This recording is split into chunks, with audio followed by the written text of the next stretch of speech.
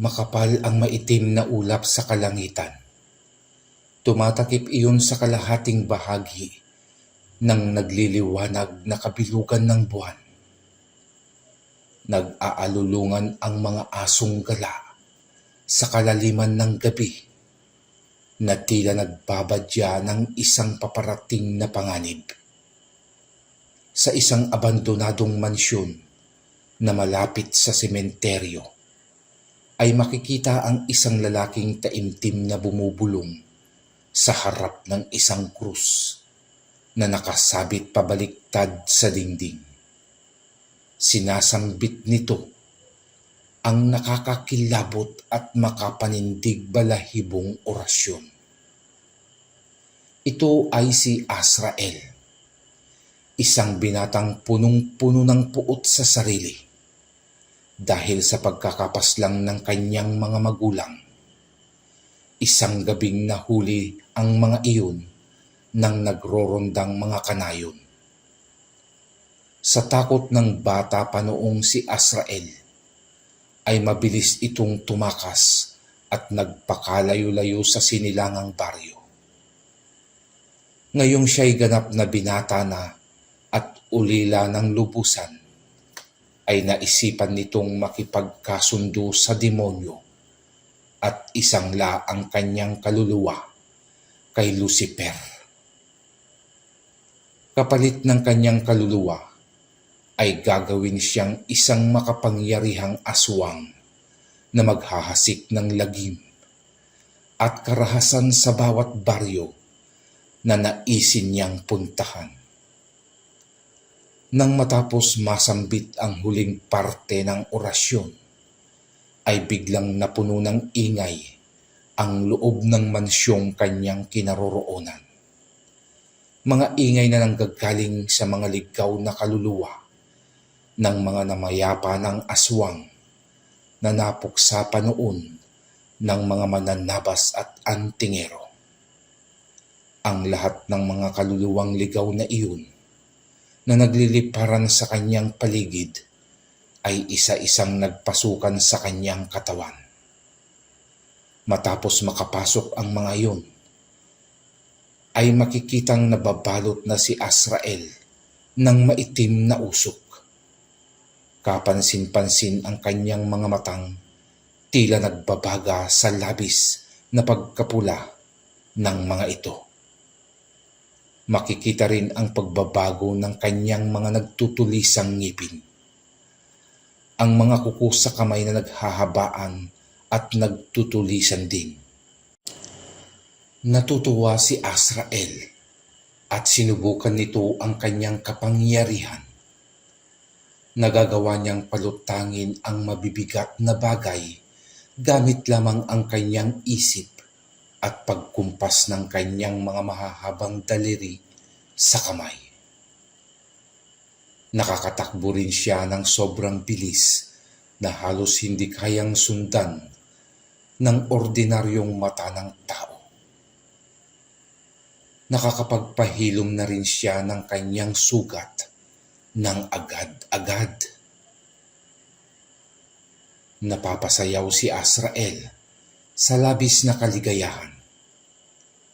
Nasa ganun siyang eksena nang biglang sumulpot ang isang nilalang sa kanyang harapan. Dala ang isang kasunduan na kanyang hiniling sa hari ng kadiliman. Bago mo ipagpatuloy ang iyong pagsasaya, Azrael, ay nais ng ating pinunong si Lucifer na lagdaan mo ang kasunduang ito gamit ang iyong dugo. Dahil kung tatanggi ka, ay babawiin niyang lahat ang ibinigay na kasagutan sa iyong kahilingan. Wika ng demonyo na ipinadala ni Lucifer. Kinagat ni Azrael ang kanyang hilalaking daliri at umagos ang sariwang dugo. Gamit ang kanyang dugo ay walang pag-aalinlangang nilagdaan ni Azrael ang kasunduan. Humalakhak ng sobrang lakas ang demonyo. Kasabay nun ay ang pag-alulong pa ng mas maraming aso. Hanggang sa maglaho na ang demonyo sa kanyang harapan. Ngayon ay pagbabayaran niyo ang inyong pagpatay sa aking mga magulang. Simula ngayong gabi ay ipapalasap ko sa inyo kung paano ako maghiganti. Papatayin ko kayong lahat. Isang gabi, isang dalaga ang naglalakad mag-isa sa tahimik ng kalsada ng baryo. Galing ito sa bahay ng kanyang kaibigan. Habang naglalakad ang dalaga, ay parang nakakaramdam siya na may sumusunod sa kanyang likuran. Tila may mga matang nakamasid sa kanyang pag-iisa. Sinubukan niyang lumingon at may nakita nga siyang anino sa di kalayuang puno. Nag-umpisang kumabog ang kanyang dibdib na bahagyang nagpasikip sa kanyang paghinga. Mula sa kanyang kinaroroonan ay may 2 kanto pa bago niya marating ang kanilang bahay. Inumpisahan niyang tumakbo na ng mabilis. Nang marating niya ang trangkahan ng kanilang bakuran, ay sinubukan niya uling lumingon. At wala na siyang nakitang nakasunod sa kanya. Sa pag-aakalang wala na ang aninong parang nakabuntot sa kanya, ay binuksan na niya ang trangkahan at naglakad na patungo sa kanilang bahay.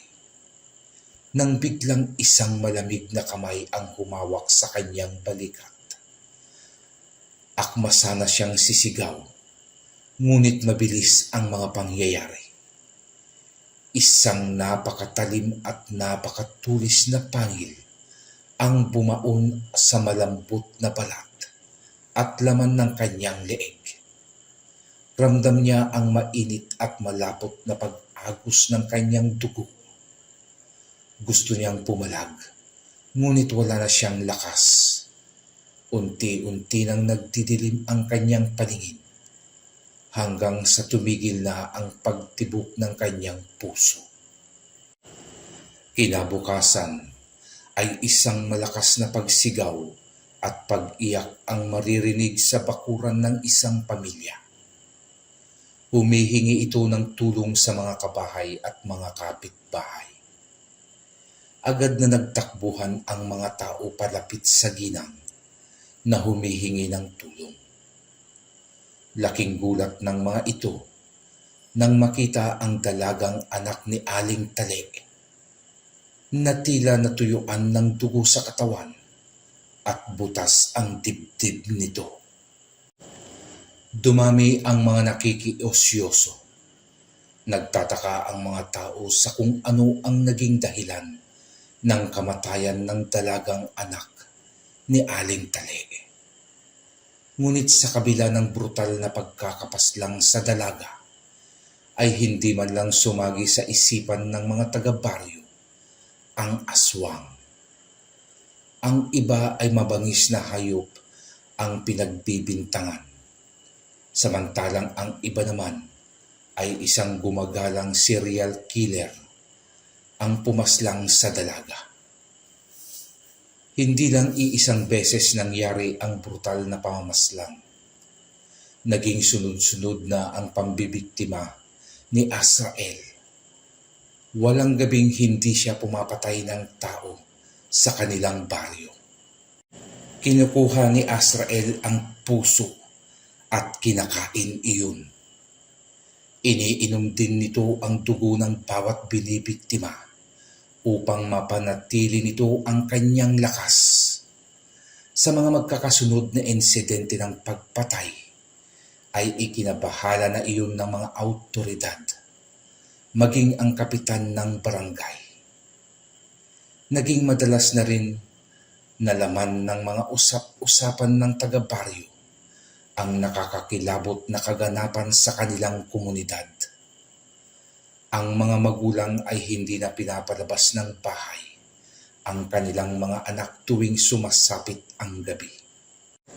Samantala, sa isang kubong nakatirik sa gitna ng malawak na taniman ng saging, ay matatagpo ang nakaupo sa isang upuang gawa sa kawayan, ang isang 25 anyos na binata. Ito ay si Rafael. Bata pa lamang ito nang maulila sa mga magulang. Tanging ang abuelong si Lolo Doming na lamang ang kasakasama ng binata sa pag-aasikaso ng kanilang sagingan. Dito sila kumukuha ng pang-araw-araw na ikinabubuhay. Mula nang magkaisip si Rafael, ay pagbebenta na ng saging ang nakamulatan niyang trabaho ng kanyang Lolo Doming. Nang gabing iyon, habang nakaupo nga si Rafael sa kanyang upuang kawayan, ay pinagmamasdan niya ang malayang paggalaw ng mga dahon ng saging. Sa tuwing hinahaplos ang mga ito ng malamig na simoy ng hangin. Nang may mapansin ang binata sa isang puno ng saging, tila umiilaw ang katawan ng puno. Para sa kanya ay tila may kakaiba sa punong saging na iyon. Nagtataglay kasi iyon ng mapupulang liwanag na nanggagaling mismo sa loob ng katawan ng punong saging. Akma na sana niyang lalapitan iyon, ngunit inagaw naman ng isang napakalaking paniki ang kanyang atensyon. Nagtatakang pinagmasdan ni Rafael ang dambuhalang paniking paikot-ikot na lumilipad sa himpapawid. Gumagawa din iyon ng kakaibang tunog na hindi angkop sa pagkauri nito. Nakatingalang pinagmamasdan lang ng binata ang paikot-ikot na nilalang. Di nagtagal ay lumipad na ito paitaas at biglang bumulusok pababa. Nawala na iyon sa kanyang paningin. Agad naman na siyang pumasok ng bahay at nawala na sa kanyang isipan ang tinitig ng nagliliwanag na saging. Pagkapasok niya sa loob ng bahay, ay binanggit agad niya sa kanyang abuelo ang nakitang lumilipad na paniki. Nang maalala naman niya ang nagliliwanag na puno ng saging, ay ibinida rin niya ito sa abuelo. Tahimik lamang na nakikinig si Lolo Doming. Hindi ito nagbigay ng opinyon o sumagot man lang sa kwentong iyon ng apo.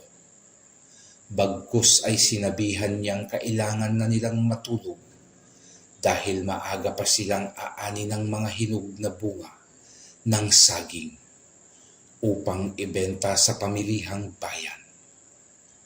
Kinabukasan, nag-aagaw pa lang ang dilim at liwanag, ay nag-umpisa na ang mag-abuelo sa pagtitiba ng mga saging na may hinog ng bunga. Mas gusto kasi ni Lolo Doming na sa puno mismo mahinog ang mga bunga ng saging na ibinebenta niya upang mas matamis ang mga ito at tiyak na mas magugustuhan ng mga parokyano. Nang maalala ni Rafael ang nagliliwanag na puno ng saging, agad niyang tinawag ang abuelo at itinuro doon ang kanyang nakita. Lolo Doming, dali po kayo. Pumarito po kayo sandali.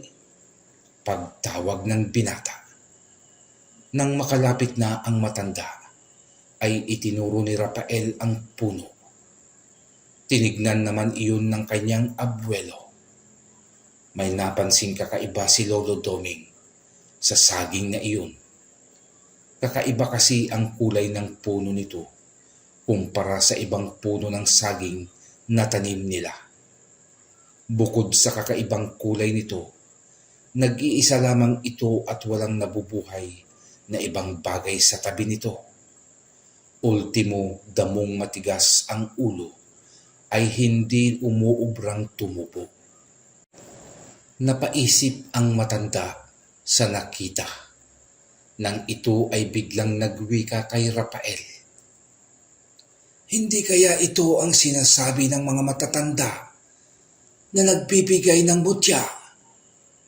Baka ito ang sinasabi ng matatanda noong kami ay mga bata pa, Rafael. Ano kaya kung subukan mong abangan ang paglabas ng mutya nito, iho? Wika ni Lolo Doming sa apo. Si Lolo Doming naman, nagpapaniwala pa ba kayo sa mga kwentong ganyan? Malay mo naman kung may katotohanan ang mga kwento-kwento tungkol sa mga mutya, iho. Wala namang masama kung susubukan mo. Ayaw mo bang magkaroon ng kakaibang lakas? Ha, Rafael? Napangiti ang binata at napakamot sa ulo. Gusto ho, Lolo. Pero hindi naman kaya magmukha lang akong tanga na nakanganga dyan at pagkatapos imbis na sinasabi niyong mutya ang malalaglag, ipot pa ng ibon ang masalo ko dyan. Kung ipot ang masalo mo, mapapatunayan nating hindi totoo ang mutya. Hindi ba? Naku, wag na lang ho, Lolo. Matapos makuha ang sapat na mabubuhat ng binata, ay nag-umpisa ng maglakad ang mag-abuelo patungong pamilihang bayan upang ibenta ang dalang produkto. Sa kanilang paglalakad ay nadaanan nila ang nag-uumpukang mga tao sa tabing daan. Saglit na nakiosyoso ang mag-abuelo. Laking gulat nila nang makita ang sinapit ng bangkay ng isang binatilyo. Sa tantya nila ay nasa 15 anyos pa lamang ito. Puno ng malalalim na kalmot at kagat ang buo nitong katawan. Makikita din ang butas na sikmura ng binatilyong ito. Tara na, Rafael. Bilisan na natin para maaga tayong makapaubos ng paninda nang hindi na tayo abutan ng gabi sa pag-uwi at mukhang delikadong magabihan sa daan. Hindi maganda ang kutob ko sa pagkamatay ng binatilyong iyon. Ano ang ibig niyong sabihin, Lolo? Hindi yun gawa ng ordinaryong tao. Kahit pa sabihing mamamatay tao ang gumawa ng pagpaslang sa batang iyon, ay hindi ganon kabrutal ang mangyayari. Ano po pala ang pumatay dun, Lolo, kung hindi pinatay ng tao? Hindi na umimik pa ang matanda at naglakad na ito ng mabilis. Kahit anong tanong ang gawin ni Rafael, ay hindi na siya pinapansin ng abuelo. Dahil sa hindi matigil na pagtatanong ng binata, ay nasigawan siya ng kanyang lolo. Doon pa lamang nanahimik si Rafael. Maganda ang naging benta nila ng araw na iyon. Ubos lahat ang dala nilang saging. Bago umuwi ang dalawa, ay namili na rin sila ng mga kakailanganin sa bahay. Pauwi na sila nang mapansin ni Rafael si Lolo Doming na sobrang bilis na nitong maglakad. Mahahalatang ayaw abutan ng pagtatakip silim sa daan. Hindi na nangulit pa si Rafael sa abuelo. Alam na kasi ng binata ang ugali ng matanda na pag kinukulit ito ay nagagalit na sa kanya. Pagdating sa bahay, ay agad na inasikaso ni Rafael ang pagluluto ng hapunan. Matapos makaluto at makapaghanda ng pagkain sa lamesa, ay tinawag na niya ang kanyang abuelo. Habang kumakain ang dalawa, ay biglang nagsalita si Lolo Doming. Sinabi nito sa apo ang pagdududa niya sa nakitang bangkay kanina. Ayon sa matanda, hindi daw siya maaaring magkamali na isang aswang ang pumaslang sa binatilyong iyon. Ho! Aswang! Totoo ba sila, Lolo? Ako mismo ang makapagpapatotoo kasama ng ilan pang matatanda dito sa baryo na totoo ang aswang, iho. Sinimulang isalaysay ng matanda ang isang nakaraan. Ayon dito, isa siya sa may tangan ng mutya ng itim na pusa. Sa kanilang 5 antigerong magkakaibigan, siya na lamang ang nabubuhay. Lahat ng kanyang kasamahan ay sumakabilang buhay na. Sila ang humuli at tumalo sa lahi ng mga aswang sa kanilang baryo. Ang pinakahuli nilang napatay na aswang ay ang mag-asawang mangkukulam at aswang. Sinunog nila ng buhay ang mag-asawang iyon sa harap ng mga taong humihingi ng katarungan. Ngunit nakatakas ang anak ng mag-asawa. Hindi na nila iyon nahuli at nakita pang muli. Kaya malakas ang kutob kong bumalik na ang anak ng mag-asawa upang ipaghiganti ang kanyang magulang at kalahi. Salaysay ng matanda na noon ay napahugot pa ng malalim na paghinga. Kung isa kayo sa pumatay sa magulang ng nakatakas na bata, ay hindi malayong maghiganti sa inyo yun, Lolo.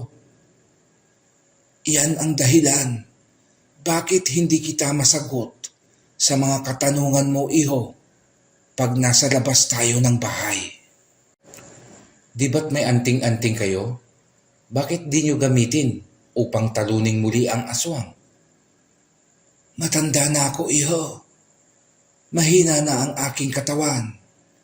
Hindi na kaya ng aking katawan ang sumabak pa sa labanan. Samantala, naglalakad sa madilim na kalsada ng baryo si Azrael. Matalim ang mga mata nitong iginagala sa paligid.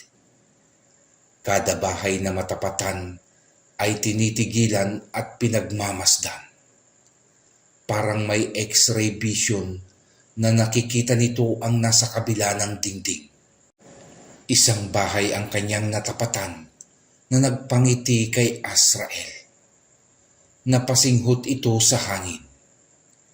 Isa pang pagsinghot ang kanyang ginawa na animoy may naaamoy na mabango sa loob ng bahay na iyon.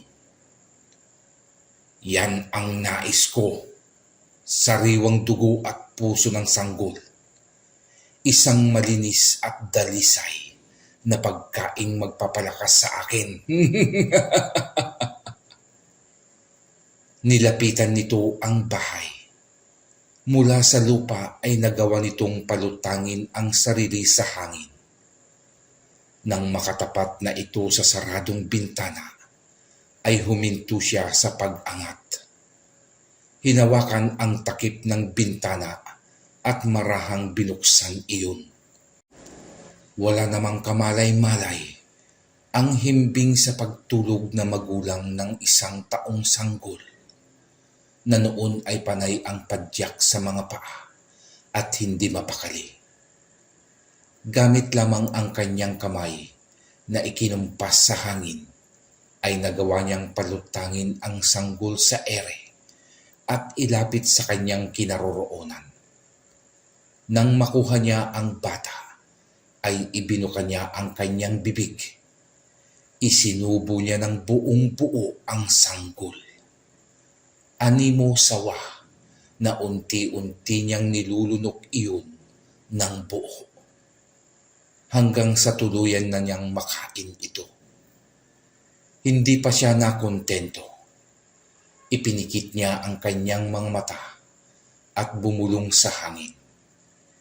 Tila naman binalot ng kulay asul na usok ang mag-asawang nasa kahimbingan pa rin ng pagkakatulog. Pagsenyas muli ng daliri ni Azrael, ay makikita ang paghiwalay ng kaluluwa ng mag-asawa sa kanilang katawang lupa. Sinisipsip ng katawan ni Azrael ang mga kaluluwang iyon hanggang tuluyan na itong makapasok sa loob ng kanyang katawan. Iniwan niyang tuyot ang katawan ng mag-asawa. Nilisan niya ang bahay na mababakas ang pagkakontento nito sa kanyang biktima. Habang lumilipas ang araw, ay palala ng palala ang ginagawang pangbibiktima ni Azrael. Wala itong pinapatawad. Kahit matanda o bata, ay kanyang pinapaslang. Maging ang mga alagang hayop ay hindi nakaligtas sa kanya.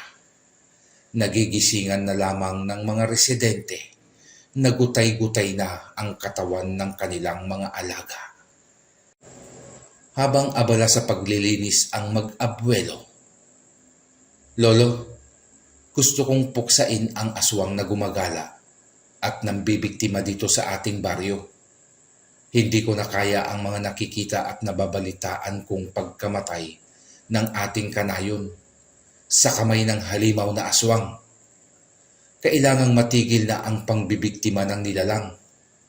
Seryosong wika ng binata sa abuelo. Napatitig ang matanda sa apo.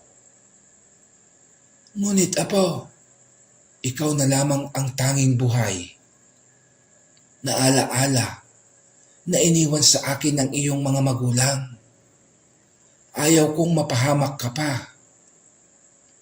Tahimik naman tayo dito at hindi ginagambala ng aswang." "Lolo, hindi magtatagal at matutuntun ka dito ng aswang.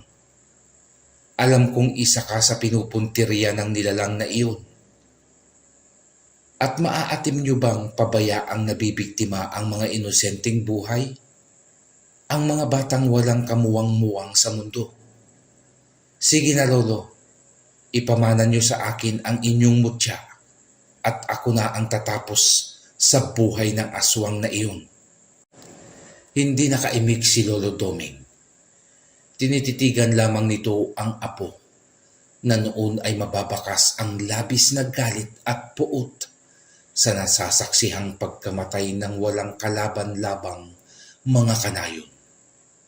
Ngunit hindi naman niya kayang mawala sa kanya ang nag-iisang alaala ng kanyang anak. Naguguluhan ang matanda. Nanatili na lamang ito sa hindi pagsagot sa apo at nagpatuloy na lamang sa paglilinis. Nakaramdam naman ng pagtatampo si Rafael sa abuelo. Bakit natitiis niyang mabiktima ng aswang ang kanyang kanayon? Lalo na ang mga batang sanggol. Bakit napakadamot mo sa katarungan, lolo? Mga naglalarong katanungan sa isip ni Rafael. Habang nakaupo ang binata sa paborito nitong tambayan, ay nakita niya ang saging na minsan niya nang nakitang nagliwanag. Aba, malapit na palang mamunga ito. Nakalabas na ang puso ng saging, wika ng binata. Nang walang anu-anoy, biglang nagliwanag ang puno ng saging. Mula sa puno ay gumapang ang liwanag patungo sa pinakapuso nito. Namangha ang binata at nilapitan ang liwanag ng puso. Nakatingala si Rafael, tuwang-tuwang pinagmamasdan ang dahang-dahang pagbuka ng puso. Mula sa hindi malamang lugar, ay nakarinig siya ng mahinang tinig ng isang babae. "Saluhin mo sa pamamagitan ng iyong bibig ang mutya ng saging na ipagkakaloob ko sa iyo, Rafael. Alam kong malinis ang iyong hangarin na iligtas sa panganib at kapahamakan ang iyong mga kanayon. Magagamit mo ang mutya upang puksain ang aswang. Nagkaroon ng takot si Rafael sa tinig na hindi niya makita ang pinanggagalingan. Napaatras ang binata na sa pagkakataong iyon ay nais nang bumalik ng bahay. Huwag kang matakot. Hindi ako masamang elemento, Rafael. Ako ay isang gabay para sa kabutihan. Dahil nakita kong busilak ang iyong puso, ay pinili kong sa iyo ipagkaloob ang mutya. Sige, Rafael, saluhin mo ang mutya upang masimulan mo na ang iyong binabalak na misyon. Naisip ni Rafael ang mga sanggol na binibiktima ng nilalang sa kaliwa. Nilakasan ng binata ang kanyang loob at muling tinapatan ang dulo ng puso ng saging. Ibinuka niya ang kanyang bibig at matyagang hinintay ang pagbagsak ng tila malapot na likidong nagliliwanag. Hindi nagtagal ay bumagsak iyon sa kanyang bibig. Agad nang nilunok ni Rafael ang malapot na likido. Nakaramdam siya ng kakaibang init sa lalamunan na gumuguhit patungo sa kanyang dibdib. Pakiramdam niya ay may sumasakal sa kanya dahil sa paghigpit ng kanyang paghinga. Nakakaramdam ang binata ng mga kuryenteng gumagapang sa buong katawan. Napaluhod si Rafael at napasuntok sa lupa. Samantala sa loob ng kanyang katawan ay makikita ang pagkalat ng malapot na likido. Kumakalat iyon sa bawat himaymay ng kanyang laman at ugat. Napahawak si Rafael sa kanyang dibdib. Pakiramdam niya ay sasabog ang kanyang puso. Sa nagdidilim na mga mata, ay narinig niyang muli ang tinig. Sa iyong paggising, ay ganap nang nakaugnay sa iyong katawan ang mutya. Taglay mo na ang kakaibang lakas na magagamit mo sa iyong makakatunggaling kampon ng kadiliman. Doon ay wala nang makita si Rafael. Wala na siyang marinig dahil tuluyan na siyang nawalan ng malay. Nagising na lamang siya sa isang malakas na pagyugyug at pagtawag sa kanyang pangalan. Nang imulat niya ang kanyang mga mata, ay ang kanyang lolo Doming na ang kanyang nasilayan. At nasa loob na siya ng bahay, nakahiga sa kanyang papag na higaan. Ano ang nangyari sa iyo, Apo? Bakit ka nawalan ng malay sa sagingan, ha? Tanong ng matanda. Ipinaliwanag ni Rafael ang tungkol sa mutya ng saging. Ang tungkol sa tinig ng isang babae na nag-utos sa kanya upang tanggapin ang mutya. Sa pagtayo ng binata ay bahagyang napadiin ang pagkakahawak niya sa papag na gawa sa kawayan. Laking gulat nito nang makarinig siya ng paglagutok. Nang tignan ng mag-abuelo ang kawayan, ay nabasag ito. Lolo, mukhang nasa katawan ko na ang mutya ng saging. Wika niya sa abuelo na noon ay hindi makaimik at nakangiti lamang sa apo.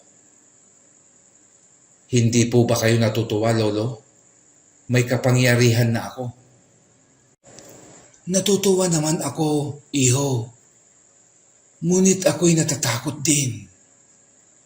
Hindi porket nagtataglay ka na ng mutya, ay masasabi mong kaya mo nang talunin ang aswang. Paano kung hindi lang ordinaryong aswang ang makakaharap mo, iho? May pag-aalalang tugon ng matanda. Sa muling paglatag ng dilim, ay mababakas na sa mga taga-baryo ang labis na takot. Binabalot na ang bawat isa ng kilabot sa bawat pag-alulong ng mga aso sa labas ng mga kabahayan.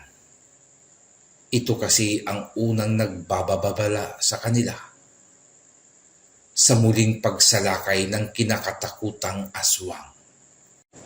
Pasilip-silip sa makapal na ulap ang liwanag ng buwan.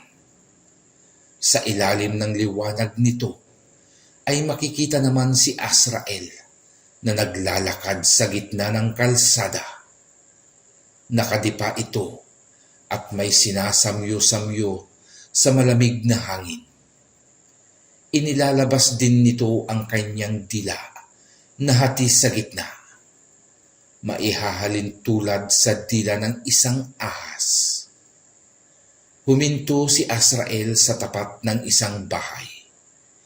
Ipinikit nito ang kanyang mga mata at huminga ng malalim. Naglakad ito palapit sa napiling bahay. Gamit ang nagtutulisan niyang kuko, ay marahan niya itong ikinamot sa dingding ng bahay habang nakatingala at nakatitig sa buwan. Umihip ang malakas na hangin sa paligid. Kasabay niyon ang pagpula ng kanyang mga mata. Nag-umpisa na siyang lumutang at nang akma na niyang bubuksan ang bintana ng bahay, ay may tumawag sa kanya. Napahinto si Azrael at binitawan ang takip ng bintana. Agad niyang nilingon ang istorbong gumambala sa kanyang gagawing paghahapunan. Isang figura ng lalaki ang kanyang nakitang nakatayo sa kalsada. Nagsalubong ang kanyang kilay at nakalutang itong lumapit sa lalaking tumawag sa kanya. Sino kang pangahas na gumambala sa aking hapunan? Dahil sa ginawa mong yan, ay pagbabayaran mo ng buhay ang iyong kapangahasan.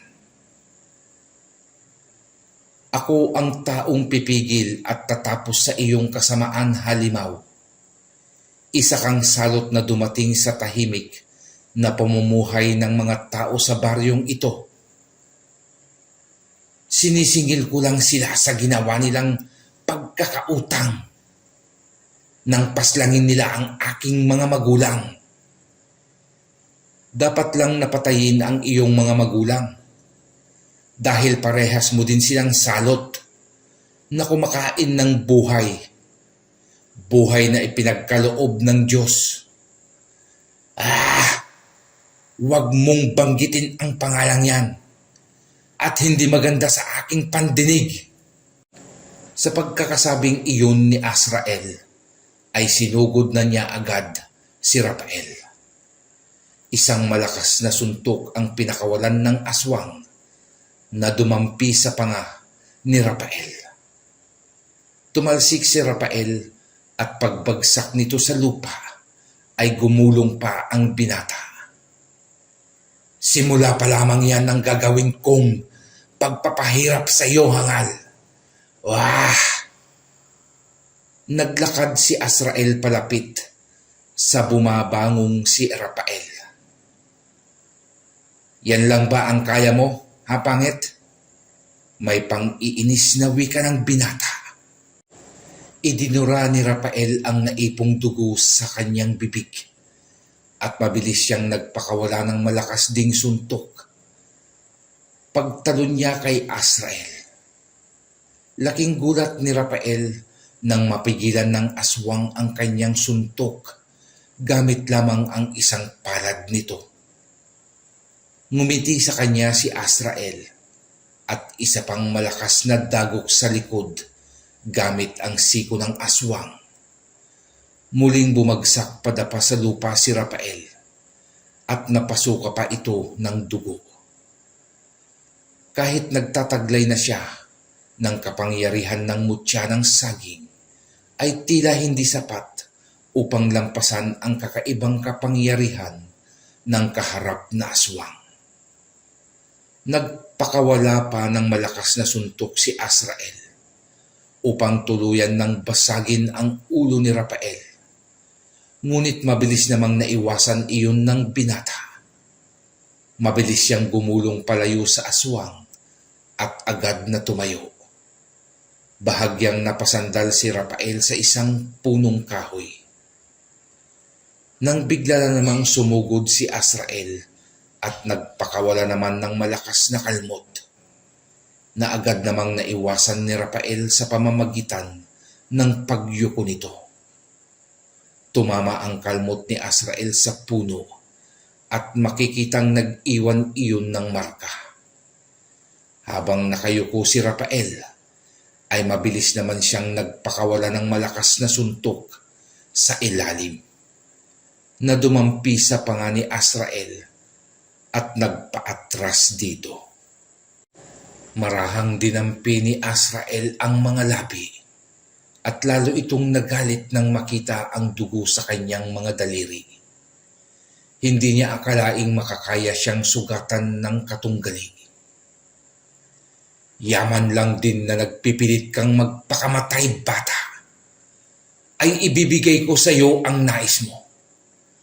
Wawasakin ko ang katawan mo at kakainin ang puso at kaluluwa. Pagbitiw niya ng salitang iyon, ay nagpalit ng anyo si Azrael.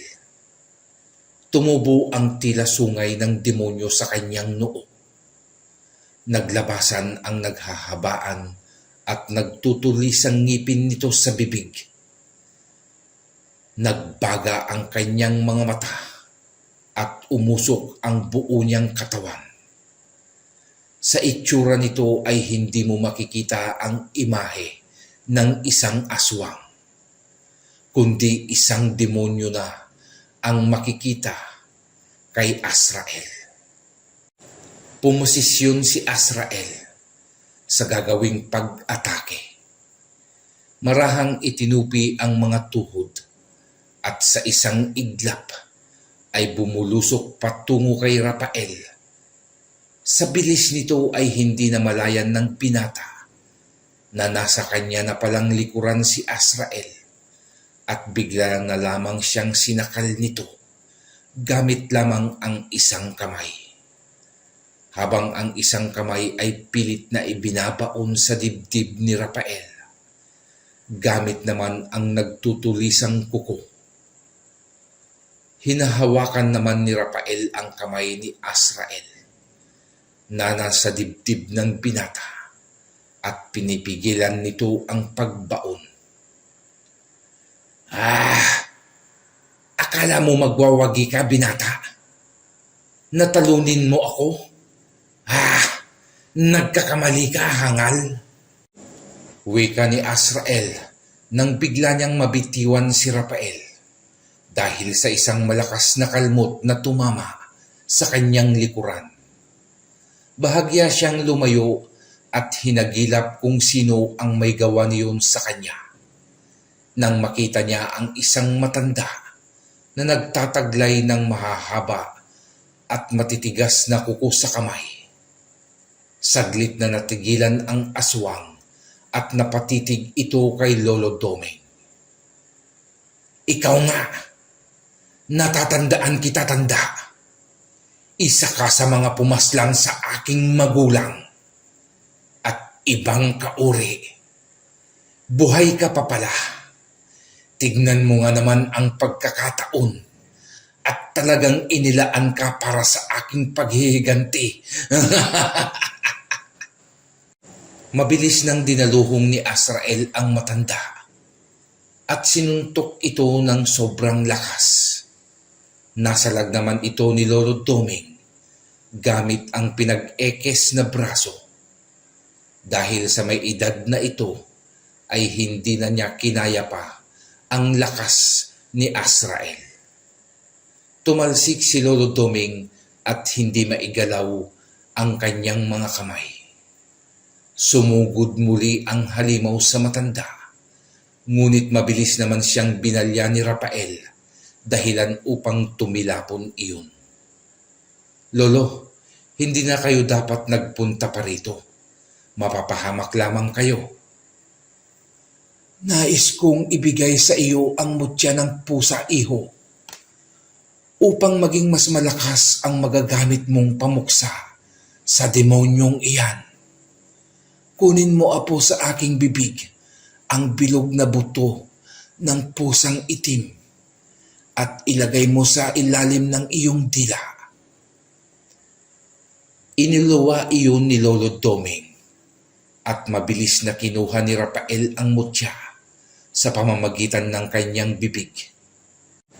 Nang mailagay na ni Rafael ang mutya sa ilalim ng kanyang dila, ay naramdaman niyang nadagdagan ang taglay niyang lakas. Sumugod si Azrael. Mabilis ang ginawa nitong pagtakbo na halos hindi kayang makita ng ordinaryong mata lamang ng tao. Ngunit kay Rafael ay malinaw niyang nakikita ang aswang. Nagpakawala ng malakas na suntok si Azrael. Bago pa ito dumampi sa mukha ng binata, ay lumundag ng malakas si Rafael at sumirko ito sa ere. Sabay nagpakawala ng kalmot na tumama sa pisngi ng halimaw. Pagbagsak naman ni Rafael sa lupa, ay sakto ito sa likod ng aswang. Isang malakas na sipa naman ang pinakawalan ni Azrael na ikinatilapon ng binata. Mabilis ang ginawang pagtayo ni Rafael at sinalubong ang paparating na halimaw. Nagsalubong ang kanilang mga kamao na ikinabali ng braso ni Azrael dahil sa lakas ng suntok na ginawa ni Rafael. Napayuko ang aswang, hawak ang nabaling braso nito. Hindi niya namalayan ang paglapit ng binatang si Rafael. Sa muli niyang pagtayo ay isang malakas na pagdukot sa kanyang puso ang ginawa ni Rafael. Napaatungal ang aswang at lumabas ang dugo sa kanyang bibig. Buong lakas namang hinugot ni Rafael ang kanyang puso. Pumipintig-pintig pa ang puso ni Azrael na nasa palad ng binata. Ngayon, halimaw, ay katapusan mo na. Ibabalik na kita sa impyernong pinanggalingan mo. Pagkasabing iyon ni Rafael, gamit ang kanyang kuko, ay piniga niya ang puso ni Azrael hanggang sa sumabog ito. Dilat ang mga matang bumagsak sa lupa ang aswang. Pagbagsak naman nito ay napakaraming kaluluwa ang naglabasan sa kanyang katawan. Nagkanya-kanya ang mga ito ng lipad palayo, ngunit tila hinigop sila ng isang pwersa pailalim sa lupa, kasama ang nagsisisigaw na kaluluwa ni Azrael. Nagwakas na ang kasamaan ng halimaw. Tinalo mo ang aswang, apo. Natutuwang wika ni Lolo Doming. Inalalayan naman ni Rafael ang abuelo sa pagtayo.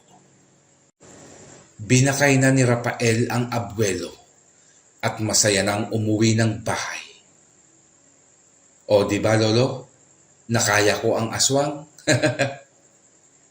Pero nahirapan ka naman. Buti at dumating ang lolo mo. Kung hindi, baka pinulutan ka na noon. Nagbibiruan ang dalawa habang naglalakad pa uwi ang mag-abuelo. Muli na namang natin napatunayan, mga kakilabot, na hindi kayang gapiin ng kasamaan ang kabutihan. Mananatiling nasa ibabaw ang kabutihan. Marami pong salamat sa inyong pakikinig, mga kakilabot. Huwag po sanang kalimutang mag-iwan ng like at subscribe. Malaking tulong po ito para sa akin. Pindutin na rin po ang notification bell upang laging updated kayo sa mga bago nating kwento. Muli po ay nagpapasalamat ako sa inyo mga kakilabot. God bless po sa lahat. Amen.